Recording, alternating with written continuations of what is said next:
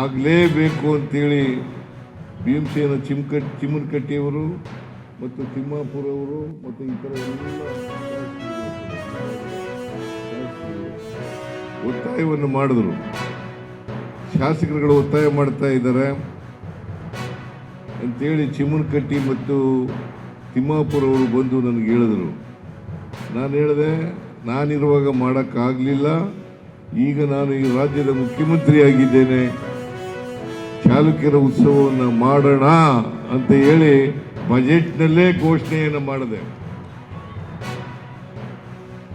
ಬಜೆಟ್ನಲ್ಲಿ ಘೋಷಣೆ ಮಾಡಿ ಇವತ್ತು ಚಾಲುಕ್ಯ ಉತ್ಸವ 2026 ನಡೀತಾ ಇದೆ.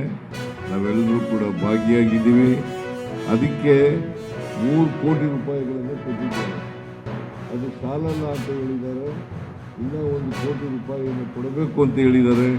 ಇನ್ನೂ 1 ಕೋಟಿ ರೂಪಾಯಿಯನ್ನು ಕೊಡುತ್ತೇನೆ. ಇಮ್ಮಡಿ ಪುಲಕೇಶಿಯವರ ಪ್ರತಿಮೆಯನ್ನು ಅನಾವರಣ ಮಾಡಲಿಕ್ಕೆ ನಮ್ಮ ಸರ್ಕಾರ ಸಹಾಯ ಮಾಡ್ತದೆ ಅಂತಕ್ಕಂಥ ಮಾತುಗಳನ್ನು ಹೇಳಲಿಕ್ಕೆ ಬಯಸ್ತಾ ಇದ್ದೇನೆ.